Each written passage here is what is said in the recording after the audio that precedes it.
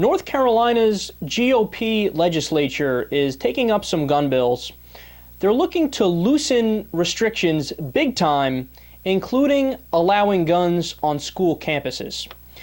Now, we've covered this bill similar to this in different states before. In fact, it's passed in many states where you can actually start carrying in certain school campuses now.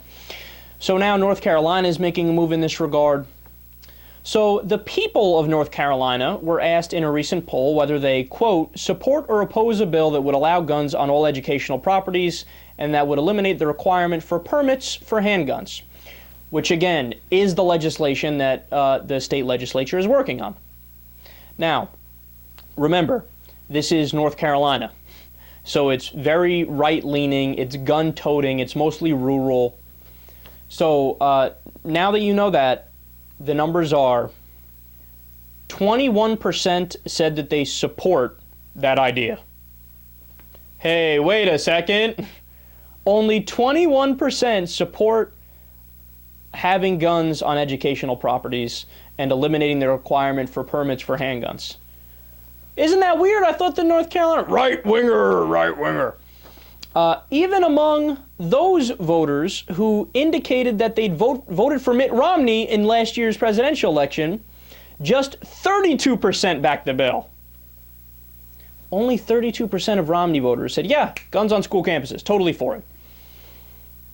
So why am I bringing this up and why am I describing this to you? Who supports the bill and why does it have a great chance of being passed? The NRA does. Now, if you want a very concise, understandable explanation as to how our politics in the United States of America functions, look no further than this story right here. The majority of voters in North Carolina say we don't want this.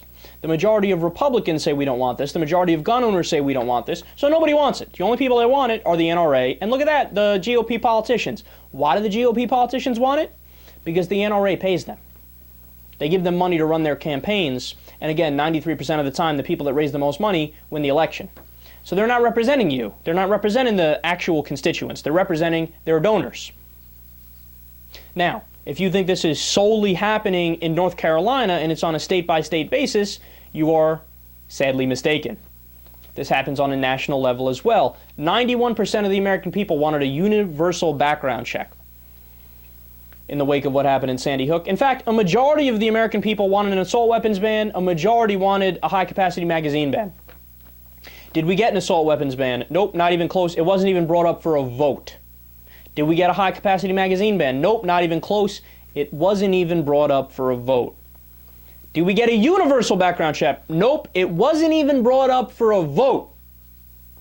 Did we get the Manchin-Toomey bill, which was a big-time watered-down background check bill with all types of loopholes that conceded many things to the NRA, including criminalizing a database? It would be 15 years in prison if a politician proposed a database after the passage of Manchin-Toomey. But did we get that? Nope, we didn't even get Manchin-Toomey passed.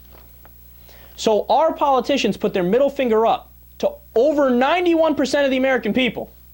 We didn't get any gun legislation through. And how is that the case? In a representative democracy, 91% of people wanted something and we didn't get it. How could that happen? How could that happen? Because they're not representing us. They're representing the NRA, who represent the gun owners. I'm sorry, the gun manufacturers. Because the gun owners are on our side too. The gun manufacturers say, look, we're going to lose profit if you pass any gun bills at all, any gun bills. So you need to oppose everything, every little thing, no matter how small it is. So the gun manufacturers fund the NRA gives the money to the politicians do the bidding of the people who should have the least amount of influence in the debate on gun policy, but they control the debate on gun policy. Welcome to the United States of America.